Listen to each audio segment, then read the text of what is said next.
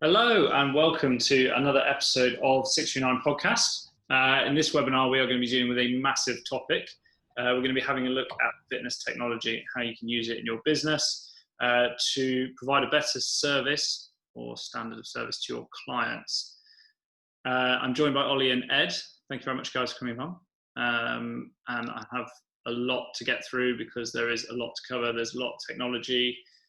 It's something that has been thrust into the limelight even more so than it already was because of COVID and because of what it's been able to facilitate, some of the business creativity and some of the remote working, and indeed what we're doing right now has been a bit of a game changer in the industry.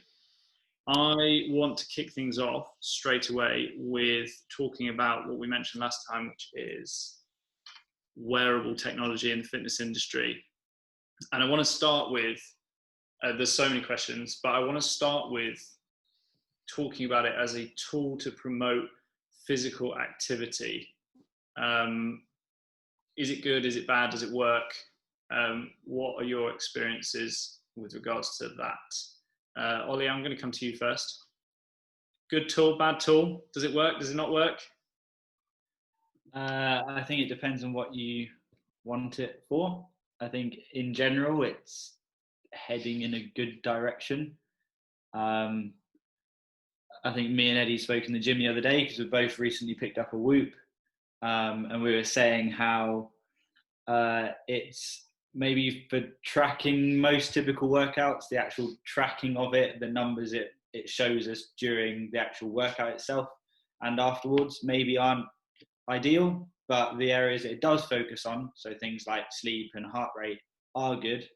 And the accountability it can create with it are very good, but maybe there's still a bit of improving that needs to happen until there's sort of that one kind of watch or one strap that catches everything and it's always perfect.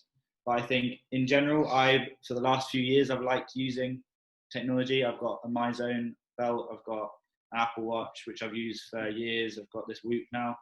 And I personally just like using it from the perspective of I like looking at numbers and seeing what's going on and comparing it to the last workout, comparing it to last week. And I think I bring like mental benefits from that.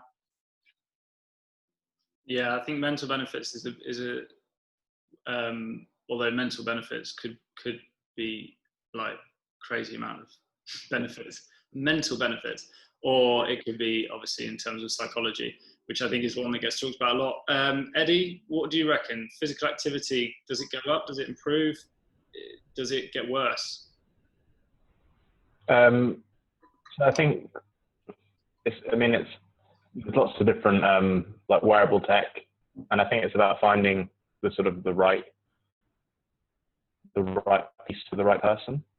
There's lots of stuff that goes into far too much detail for a lot of people, and there's some stuff that's overly simplistic. But people should only buy it if they feel it serves them rather than they serve it. I think that if you're buying it because you want to sort of please a piece of tech, then kind of doing it for the wrong reasons. But if you consciously want to be more active and you would find it useful to sort of have a step tracker or some sort of accelerometer that's tracking your sort of daily output to make sure that it doesn't fall below a certain amount, then yeah, it's serving you and it's serving its purpose. But if you bought one for someone else who didn't really want one, and it kind of stresses them out that they've now got another sort of deadline and a target to hit, and they're not enjoying the usage of it, then I don't think it's going to necessarily help that person. It's probably going to make them feel even more sort of a slave to technology, or yet another screen that I've got to look at and charge up. And like in a sort of world of wireless technology, we're like, there's more wires than ever. And it's another sort of stress on their life rather than just go out and go for a walk. Serves a much better purpose for that person. So yeah, I think they're really useful if it serves the person that's using it. In the same way that pretty much any tech, that should be the sort of thing that we consider before we buy it or use it. Is it going to actually like make my life more efficient, more enjoyable before I sort of download the latest social media. Yes, scroll away.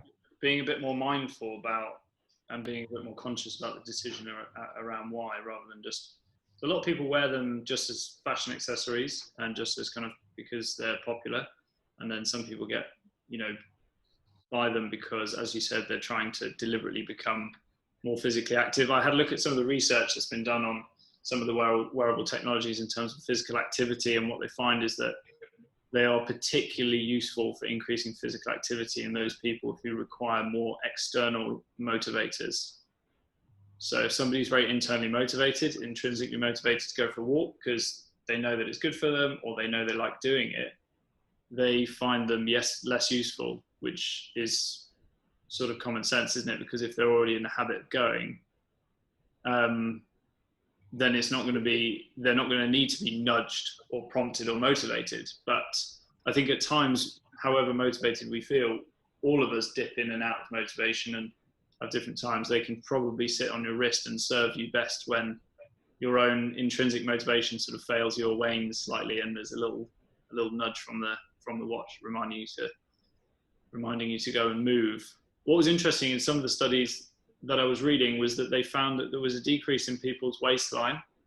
They lost weight, but not necessarily an increase in physical activity. So some evidence there to suggest that having them reminds you about healthy activities and healthy lifestyle generally, as opposed to just the behaviors in which they're nudging you towards, i.e. step count, those sorts of things. So could have far-reaching benefits. You both touch very quickly onto things like mental health, whether the wearable technology is something that is a burden or whether it's a benefit. Do you guys fall down one particular side of that line when you're talking to clients? How do you kind of communicate what to watch out for? Pardon the pun. Yeah, sorry. I think that it's kind of, to my point, like finding the right sort of piece of kit for the right person. I've had a couple of different bits over the years, and I found that like I had a Fitbit that was, I think it was quite a decent model, but it was a few years ago, so the tech was not as maybe advanced as the stuff that's sort of very basic at the moment. This would probably have been like 6 or 7 years ago, and I just found it was so overly simplistic for someone that's already motivated to exercise, that it would be like I would hit the sort of 10,000 steps pretty easily, and it wasn't pushing me to do anything more. But also it like tracks sleep, and you kind of know when you've woken up and had a pretty rough night's sleep. It's just like get another hour's sleep. It's like, oh, fuck off. Like it's not helpful to like it didn't give you any sort of qualitative advice on like how you might get that, or it would just sort of have these very basic targets that it would sort of recommend you either hit or miss them each day. It was just a bit too basic.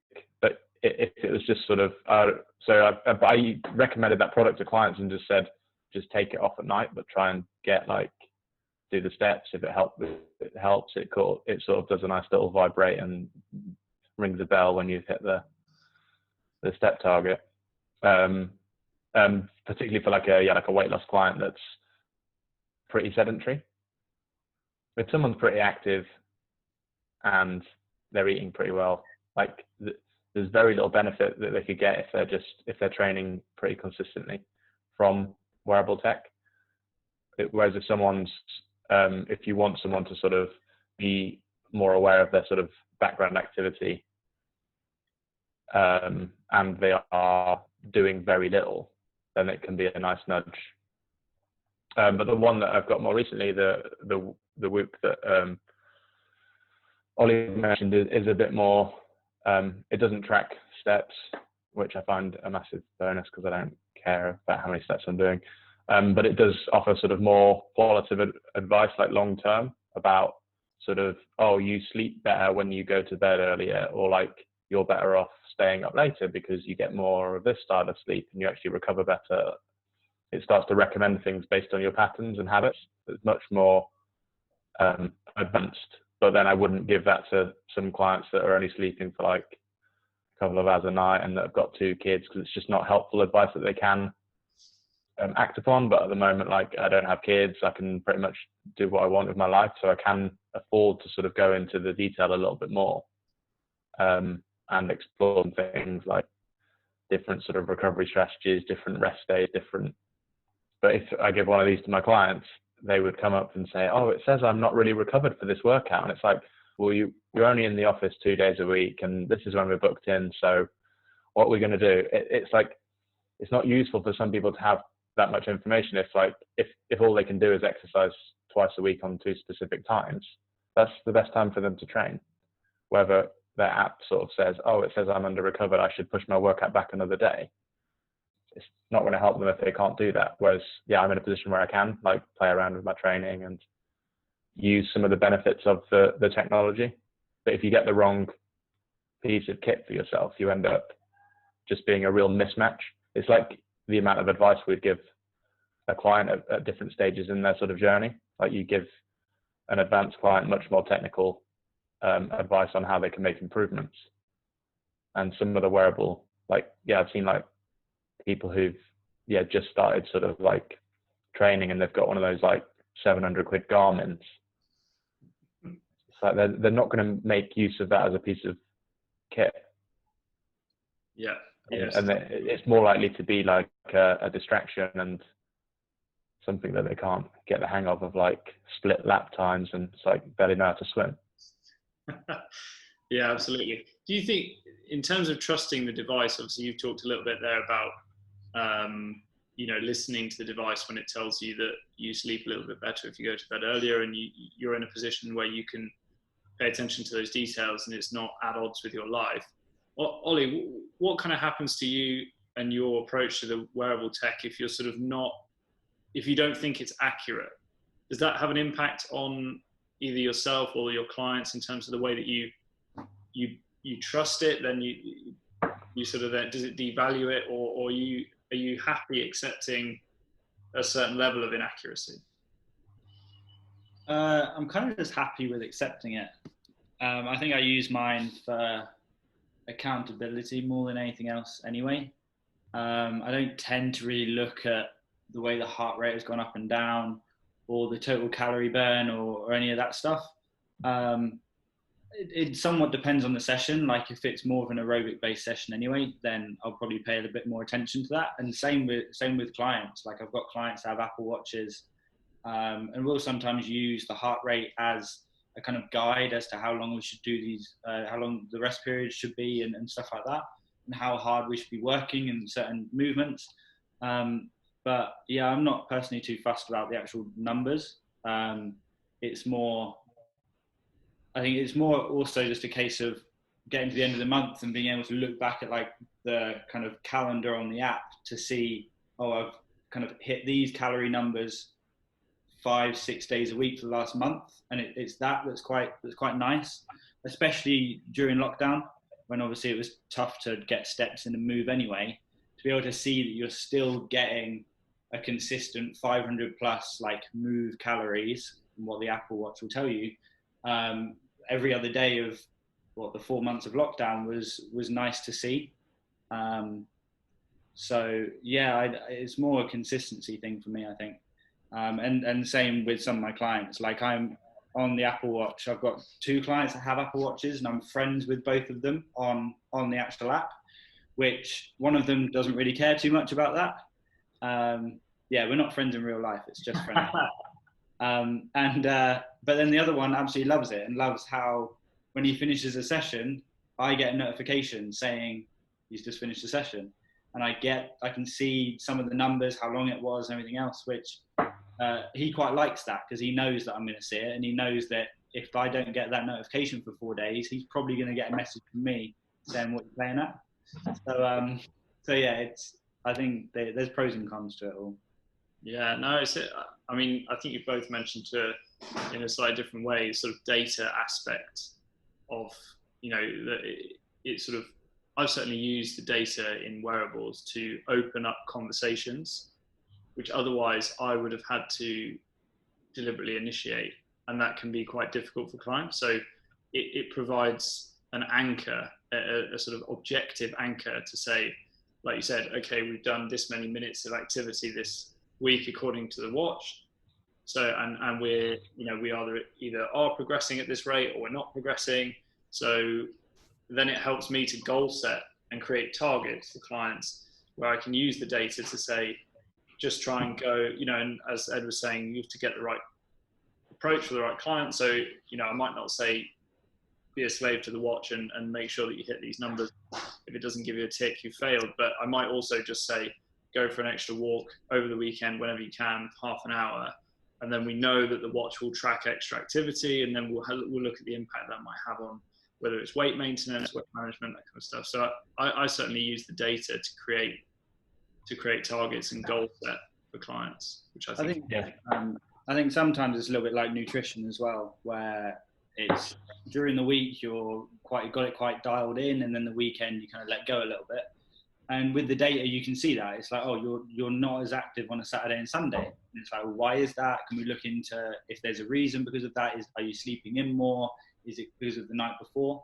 Because just like nutrition, that weekend could be the area where more damage is being done by you're not moving as much. There's not as many calories being burned, and therefore you're not hitting that deficit. So yeah, I think it's nice to be able at the end of each month, as a review with the client, to look back at the data and see if we can pick up anything throughout that month. Yeah, so I think Ollie and I chatted about this a few days ago about we accept that there's going to be some inaccuracy in the data. Like, it's not like the sort of wearable like heart rate monitors on the wrist. There's a proven sort of inaccuracy with the technology, and it's still the same technology that they've used for the last few years. It's going to be a little better, but there's still a problem with the tech itself compared with like a chest strap. But then they're not as visible if you kind of have to unbutton your shirt to check the data, or then have another connected device to be able to see any output from that. But yeah, there's going to be that like inaccuracy, but as long as it's sort of all relative to each other, you can see if someone's being has the sort of same activity levels or an increasing or decreasing. You look at that data over time to see a trend, and if you kind of work out that their activity levels are pretty low and it correlates to a real life metric that you're looking at, like their weight, if they're trying to lose it, or if their jeans are too tight, then you can say, okay, well, doesn't matter if this is inaccurate, but we're going to try and get the activity levels up, and then see if it has the impact that we want on our weight.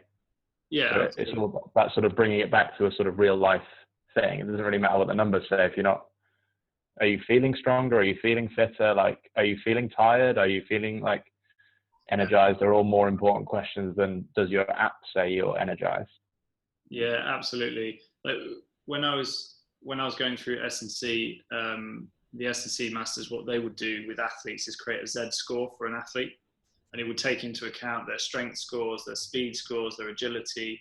It would take in lots of different metrics, and you could actually calculate a total Z score, and then you just tell the athlete to try and increase their Z score. And so you were not so fussy at that point whether that was coming from more strength, more speed, because they're all related and they're all driving in the same direction. And it provided a very simple way of that athlete being able to compete against themselves, compete against other people.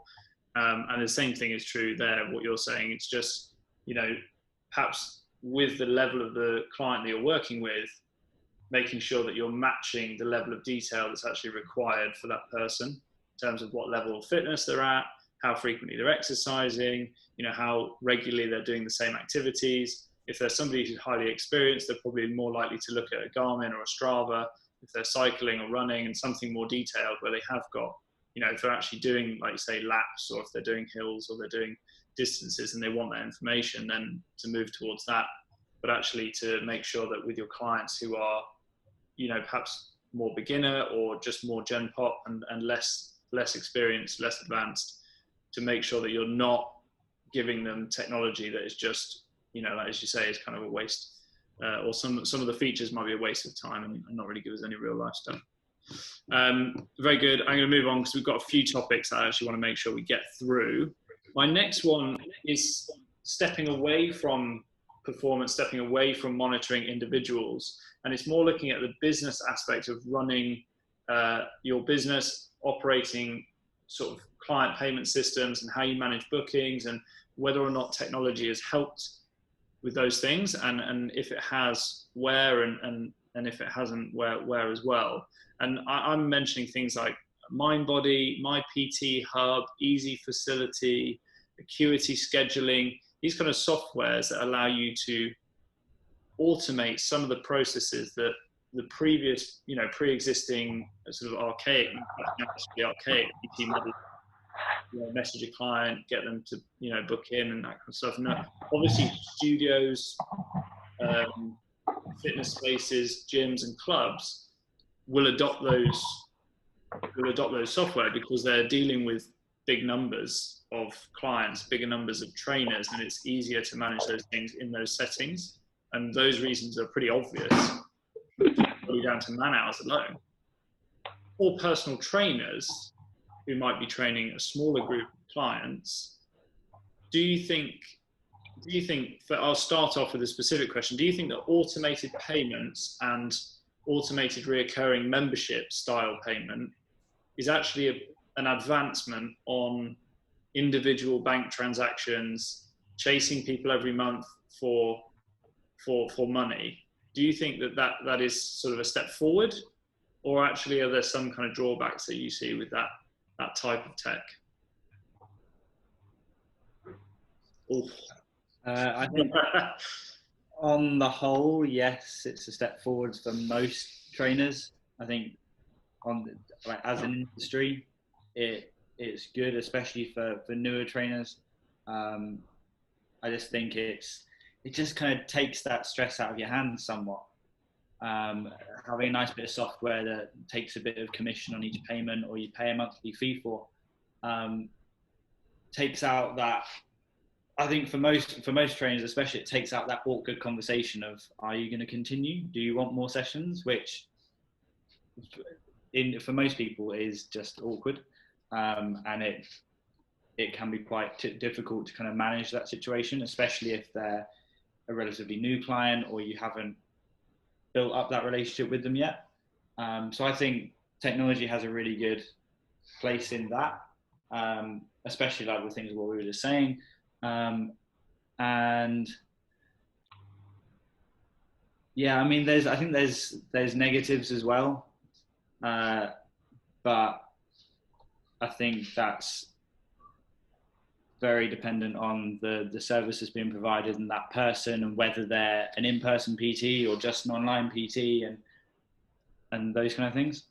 Yeah, there are certainly some different factors to go into it. I think whether or not it's right for business, and obviously there's a few different options in terms of how much you're paying as well. If I frame it around what I originally started with, which is trying to use technology to increase or improve the client experience, do you think it's sort of a smoother process for clients to put their details in and then take payment automatically? Do you think it's too impersonal? Where do you kind of sit with regards to automating payments and setting up sort of scheduling of sessions via some online? I think it seems it's quite professional to have that sort of in place. Like, particularly if you've got it linked to like a QuickBooks or something where it's taking your tax out and sort of making sure that you're putting allocations to that, because you're less likely as a self-employed person to seem like a dodgy kind of guy. And also, like, I know like everyone wants to sort of take cash and hide some money from the tax man, but I've seen like real life repercussions of that, where people have had like lots of savings because they've been a PT, but because they haven't declared any income, they've not been able to get like a mortgage on the house because they haven't been able to prove any income, despite being like cash rich and actually earning quite a lot of money. But it's sort of come back both ways to not work out so well. So yeah, I think like obviously having different payment systems. I think the hard part is, and why the negative is like choosing the right ones for different people again, because there's so much new tech all the time. Yeah. Like there was this through the sort of 70s and 80s, there were like competing manufacturers of like videos, and they all had their different sized video player. And if you ended up buying the wrong one, you'd spent like 900 quid on something where there's no longer any videos made. And there was like briefly a sort of Blu-ray versus HD DVD. But at least if you made the wrong purchase, you could then make the correct one and have a piece of kit that would last still for like 10 or 15 years. But now the pace of change is so quick that if you end up like, you'll buy a piece of software or a subscription, it's going to cost you a couple of £100 a year. And then suddenly there's something, oh, you've got to switch to this one. And everyone in the industry is talking about that. And like, you've got to use this way of transferring money, or this way of having your account, and contactless payments. And if you've got a card machine for your business, if you keep changing it all the time, you're going to have lots of different payments in different places, and it's going to be harder to keep track of finances. So finding, like doing research and actually thinking, how's this going to serve my business? Is it just gimmicky? Does it allow me to be more professional in what I can offer? And does it make my business sort of operate more smoothly? Yeah, absolutely. I think also, I think you were sort of touching on it there in terms of, does it operate more smoothly? A lot of the tech that's around now does try to interact or integrate with other software. And if you've got software that doesn't necessarily interact, you end up with a very bitty approach to your, so, you have to book through this system, but then you pay through this one, and then I'll give you an invoice through this separate one, and it's all disjointed. Yeah. It can end up taking you longer to do things on 3 separate platforms than it would if you just revert to the old way of doing it and just do it all yourself on the same spreadsheet. So I think making sure that you get one that works in terms of, what sort of volume you need, how much it costs, and what the actual functionalities are, but then also aligning it with anything else, making sure that it actually syncs up appropriately, so that you don't suddenly end up with more admin time than you had before you tried to save time using technology. Yeah, I've had problems with like MindBody doing that, because I have an account. When I try and book on to a session from another provider, like I've used this sort of sensory deprivation tank thing, and they use MindBody, and it just doesn't like me being in MindBody as a sort of with a user account. Yeah. And it kept charging me twice. I think it's done the same for a yoga class before as well.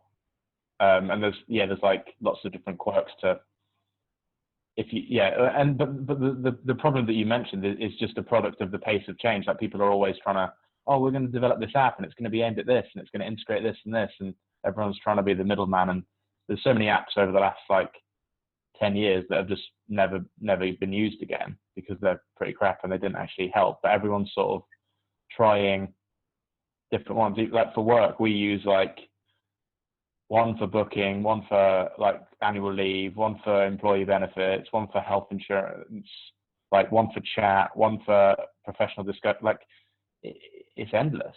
Like, and there's not going to be anything that all puts them in one place, because someone will be like, oh no, but we can do it better if we break that out. But if it ends up being more confusing than it is helpful, it can make communication more clunky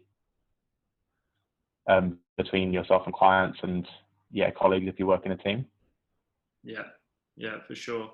One thing I think from a client perspective that has changed dramatically across lots of different industries, and I think automation and tech helps a lot, is to provide a bit more transparency for the client as to where they are with their membership. You can give better access to things like T's and C's, so that they don't get lost in an email somewhere. If they're on if they have a login and there's a dashboard and it shows them how many sessions they've got and it shows them how many they've booked in. And I think people like having that access now, because so many companies are favoring that over paying somebody to sit on the other end of the phone or an email and do that administration on behalf of the customer. So customer service teams are sort of dwindling in favor of actually just pushing the administration costs time-wise onto the actual client or customer themselves. So you log in and you see how many visits you've had to Pure Gym, and you log in and you can go and find your entry code to the, receptionless gym entry sort of revolving door. And that's now all on me to go and check that. But that's not necessarily a bad thing. I think as a customer, that makes things sort of easier to be able to see and more transparent. And in terms of controlling my membership, whether I want to up my membership to a higher level or whether I want to turn it down or cancel it, if the software provides me with the access to be able to do that, I think you potentially get a bit more loyalty from customers because you're being honest and upfront with them, and you're not trying to hide anything. Whereas what you used to see was you had to jump through like 18 different hoops in order to cancel your membership, but you could join up at the drop of a hat. And I think that's why I used to work at LA Fitness. It's closed down now, but you had to pretty much be like declared dead to get out of your membership there. Like there's people sort of, I've broken my leg and I can't train, and it's like, well, you need the doctor's note, and it's like, I've got my leg in a cast. Like, or like people moving to work, and it was like, well, I need to see that visa for New Zealand before I. Yeah. But yeah, it's just like, and then people are just like, oh yeah, don't sign up with them. Like sign up for Pure Gym because it's really easy to cancel. Exactly. It shouldn't be a reason for joining a gym. Yeah. Ease of cancellation. Yeah. Yeah, absolutely. People want that flexibility and freedom. I'm going to shift us on again, and we'll come back to some of these to try and create some sort of summaries at the end and see if we just makes you really annoyed. Good advice. Yeah, it's just annoying, right? It's just patronizing and annoying. I agree. So moving away from sort of customer management, client management, session booking, that kind of stuff side of things, and moving more on to programming and program design, remote coaching, those kind of things. There's an enormous number of platforms now like True Coach, Train Heroic, Trainerize, where you as a coach can sign up to them. You pay a small subscription fee, or in some cases quite a large subscription fee, and then you can use their platform to generate programs. You can create kind of accountability with your clients. You can send messages to and from clients. You can monitor and track progress and metrics. First question to you guys, because this, of course, is just a gigantic topic. With personal training, do you think that those platforms actually facilitate personal program design, or are they much better at providing generalized program design for a large number of online clients? So I've personally only used Trainerize of those that you listed. And yeah, I had like mixed feelings about it. I think I struggled a little bit with programming for some of my clients because it was towards the beginning of lockdown, and I'd gone from training them 2 or 3 times a week in the gym to suddenly virtually. And for some people, we're doing a split of some virtual sessions, and then the rest of their sessions was programming through Trainerize. And I struggled with making it personal. What bits that you struggled with particularly? What walls did you run into? It was more just like almost auto-regulating it, like the ability to kind of just change the session if needs be on the spot, and be able to design it like visually for them to understand and for them to see it in a way that they're maybe used to with the in-house sessions, or the way that we would typically discuss how this session's going to go. I just think it was, if we were going to do 3 sets of 10, 5 exercises, then piece of cake. But when you start looking at using slightly different like training techniques, or just, we're going to do like this many reps on this, and then we're going to like change it, and we're going to change this variation. Once you start playing around with variations and like even just like numbers of reps and stuff, it can get quite difficult. Like from our end, not too difficult to kind of input into their program. But for them, the other end, especially if they're relatively inexperienced anyway, to like look at this thing and be like, there's just loads of numbers and letters, and then a lot of the videos that you can like kind of plug into each exercise was good, but then it was finding the one that made a lot of sense. It's like you type in mountain climbers and it's like there's 5 mountain climber videos, and it's like I don't really agree with any of these 5. So then it's like, okay, well, now I'll go and create my own video. And suddenly it's like, well, if I'm going to go and spend 4 hours filming all my own videos and doing this, I might as well just build a whole new platform and send the platform to them. Like, I don't know. But overall, for just some quite basic programming for a couple of home bodyweight workouts during lockdown, it worked well. Yeah. What about you, Eddie? What do you kind of make of some of these platforms? Again, like I think it's good if your product is, like providing a basic, quite cheap coaching that you can work with like quite a high number of people, because that are probably already reasonably experienced in the gym, that sort of familiar with the exercises that you're gonna plug into them. So yeah, like remote coaching, or online training. Like with clients that I've worked with in person, I've never transitioned them onto Trainerize despite having a live account. I've just used a method that I found them to be comfortable with. And for some people, that's like a PDF program, like that they're just going to print off and fill in. Yeah. Some of them will have like a live document with like links to YouTube videos of the exercises.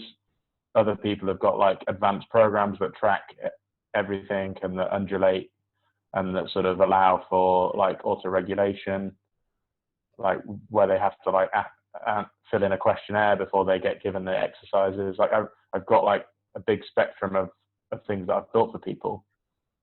But yeah, if I was, and I've worked with a couple of different coaches that have both used spreadsheets for my programming, and they've both looked sort of different depending on what I'd needed from them. So I think if I was paying like a decent amount for like online coaching, I'd probably be a bit miffed off if they just gave me a Trainerized program with some stock videos filling these numbers. I just don't think they're working very hard for that cash. Yeah. Go on. Sorry. No, like Excel can do way more than like Trainerize in terms of like the data it can produce. It's free. It's easily compatible with like different like smart devices now. Like you can input like data pretty easy in the gym without downloading another app that's might not be used in another year's time. Then if you're working with that client again, you can update their spreadsheet, or they'll already be familiar with it, rather than like, oh, I'm not using Trainerize anymore, I'm using TrueCoach because that's the latest shiny thing that personal trainers like. Like Excel is fine, like if you familiarize yourself with some of the things that it's capable of. It doesn't need, you can just build something that's so specific to your client that you know they're going to understand, whether it's like a simple piece of like diary entry that they're gonna fill in, or a big old spreadsheet with lots of data. You can track all of their metrics in the same place. You can track their nutrition, you can track their activity, track their training. Yeah, so I've just preferred to do that. And not limited, so you can if you want to add a feature, that's just your skill with the spreadsheet that is limiting in time. But once you've figured it out and built them, you can just copy a tab from an existing one. It's like, okay, well, I'll change it from Kevin Nutrition Tracker, input some different figures, and now it's Andy Nutrition. Like, it doesn't take that much effort. It's just deciding which of the tools are appropriate for that client. So then they're not having to like click through a load of stuff that's not relevant, or telling people to like ignore things, because everything there is going to be relevant. Yeah. So I mean, just to beat the same same drum I did earlier in terms of who it's for. I feel with some of these platforms, it makes life easier for the trainer, but doesn't necessarily always provide a higher level of service in terms of program design for the client, because of the reasons exactly that Ollie and yourself have mentioned, and particularly Ollie, I've also experienced what you were talking about just before in terms of the complexity of the programming. For simple programs, all those platforms are superior at churning out greater number of client programs than on Excel. So if you've got someone that's going to buy like Trainerize because it's going to make me really efficient, it's going to save me a load of time, but then they sort of think, oh, I've got this client in front of me, I really want to program Riff the elevated split squat, and then they look and there's not a video for that, they're just going to give them split squats. Yeah. They're not going to be the same type of person that's trying to be efficient and save time to program the correct exercise for their client. Yeah. They're just going to be like, oh, give them split squat. That'll be right. That'll do. Yeah, absolutely. I think something to be said for the automation. It probably is a video of Riff the elevated split squat. It's probably a bad choice, but like absolutely.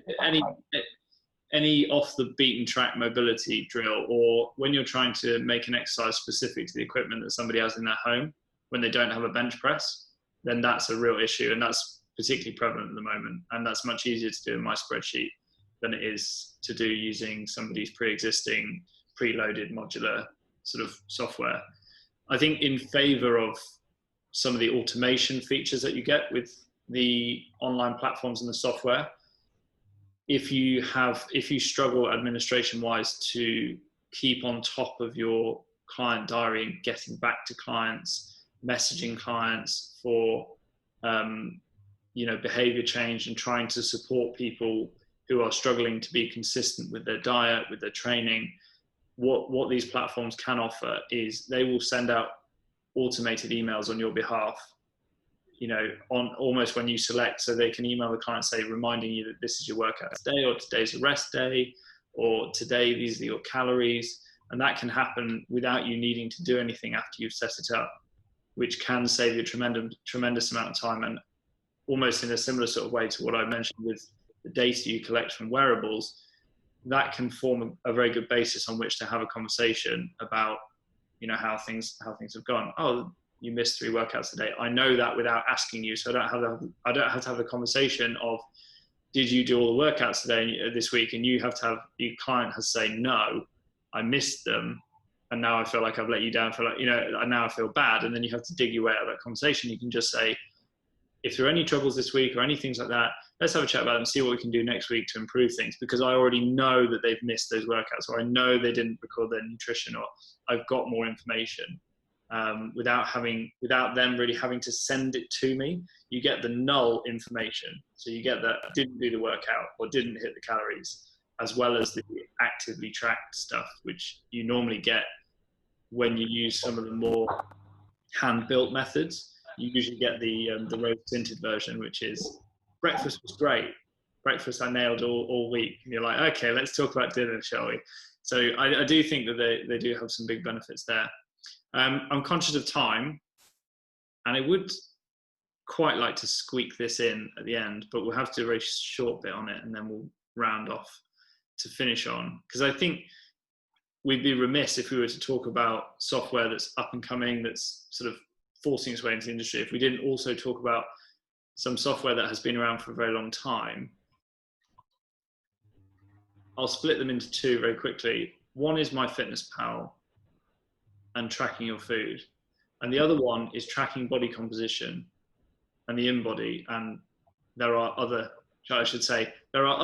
companies available. There's just electrical impedance machines and body composition scanners, but particularly we'll talk about the InBody. Let's start with the InBody. Useful technology or a bit of a nightmare? I think it's really good, because I'm really good at using it. But I've also seen people make a real hash of using it, and it's a sophisticated tool, and it's useful in in the hands of someone that knows how to use it. But How if do you you, make of it? How do you mess it up? no, I've just seen a lot of coaches do it where they just sort of use it with no strategy. They'll let the client dictate when it's going to be used. They don't use it with any consistency. Like this is like electrical bioimpedance. They don't sort of set any ground rules, and it just the sort of variance in them kicks out so many different results that they're then not in a position to sort of explain. Whereas if you use it with like high levels of consistency, you can track much more accurately and then make recommendations based on the trend of the data. Whereas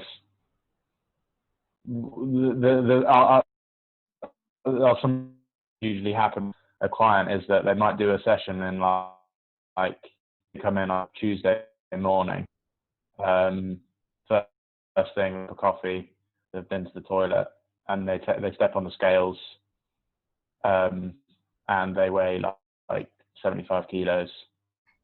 And it's like, oh, they want to lose body fat, so you set them targets and give them some calorie targets, and they're like, okay, we're going to train like 3 times, and then we'll take another thing in 2 weeks or a week, and then the next week they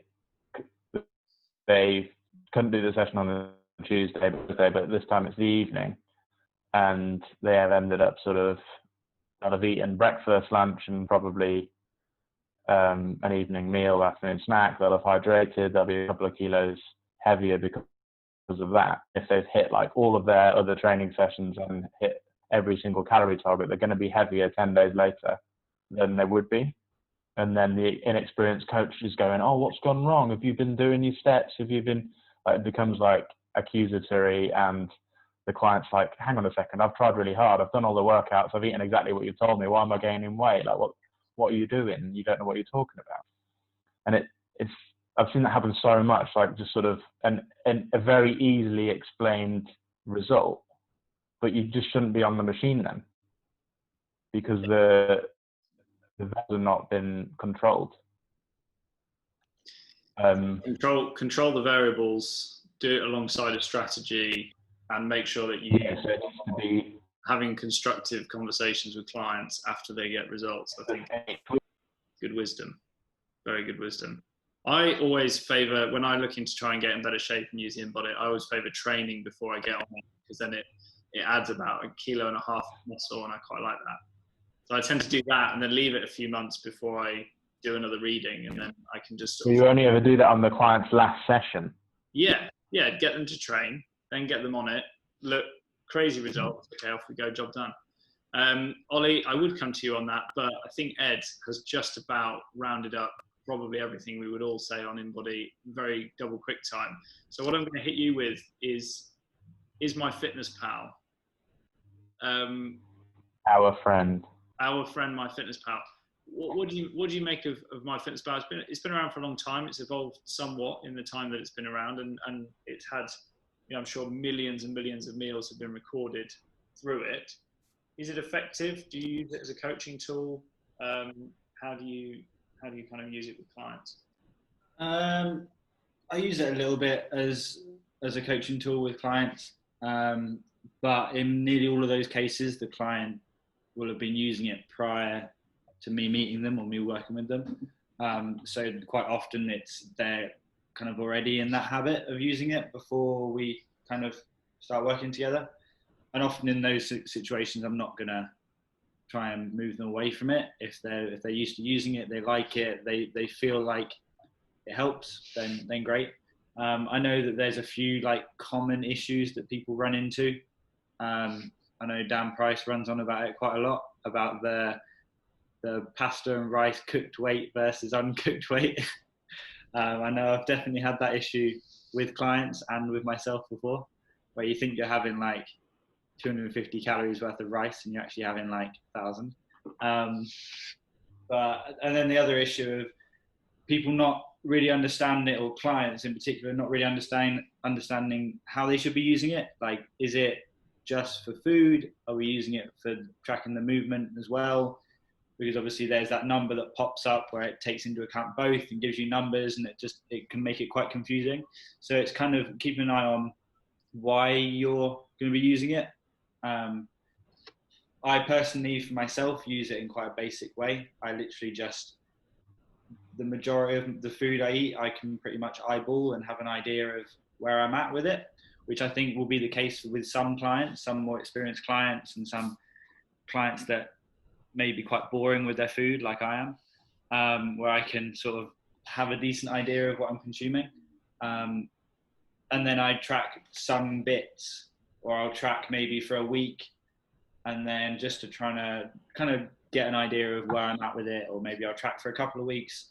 But I'm certainly not one of those people that gets a notification, congratulations for tracking 365 days in a row.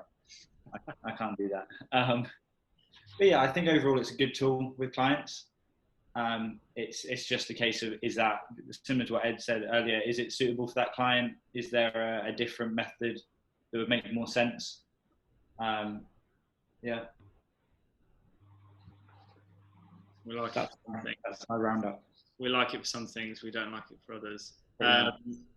Guys, I know I've peppered the target with questions. I think there's been some real gems in there. It's an enormous topic, and as Ed said, it's a growing topic because apps are coming out every 5 seconds, and new companies, tech companies, offering different solutions to problems we didn't know we had. I almost liken it to medication. When you start taking one medication, you have to take another medication that counters the side effects of the previous medication, and you end up in this kind of cycle of, you know, rattling around with a bunch of pills. And I think the same is true of technology. You can wrap this around your head too much, and it takes up too much of your time, and ends up being something that, you know, swallows up. It's a black hole that swallows up your time, your finances. But I think there are elements of, you know, if you were to read the research around some of the aspects of motivation, adherence, if you're to utilize the data that you can harvest from these software companies or from these wearable technologies, you can use them to make more informed decisions about your coaching, get more information about what your clients are up to, and use that to have good conversations. And I think knowing the technology yourself, having experienced it and worked with it, is so useful and valuable when it comes to then actually coaching your clients how to use the technology. Not just using the technology and coaching them, but actually coaching them in terms of actually using the tech. And of course, like picking the right tool for the right job, sitting down and assessing, you know, how many clients you have, what kind of booking system is actually needed, whether it's any at all, what some of the ramifications of using it might be, not just some of the benefits that you can read about on their website when they're selling their product to you. I think are all probably good bits of advice that we could give to people in terms of using tech for positive ends in your business and in terms of client experience as well. So don't overcook it, but also I don't think being afraid of technology is probably the answer either. It's probably a sweet spot somewhere in the middle. Yeah, I think I've said that before about, like, there's obviously lots of things that could be helpful for clients, but it's usually that they're engaging with tech too much, like spending too much time in front of a screen, watching too much Netflix, buying too much crap on Amazon that's distracting. When, yeah, tech avoidance, like if you spent weekends avoiding tech, that would probably be a better weight loss strategy than buying a Fitbit. Yeah. And like, we've got more tech than ever, and like the nation as unhealthy as it's ever been. We've got like high rates of like sedentary diseases, obesity, and all the tech is still being used by like elite teams to create like better athletes, better recovered, like faster times, better endurance. That's in the right hands. It is available to produce better results, but it seems that people aren't getting the right piece of kit in the right hands, or are getting distracted by other stuff. It's obviously useful, but there's a real discord between its sort of application. A fine point to draw to a close. I'm sure we could go on for a very long time about this. Thank you very much, Ollie, and thanks, Ed, for your thoughts. Really appreciate that. Hope you enjoy our conversation as much as I did. We're going to be back in a couple of weeks on Friday with the next installment of 639 Podcast. But for now, thank you very much for listening in, and we will see you next time. Cheers, guys.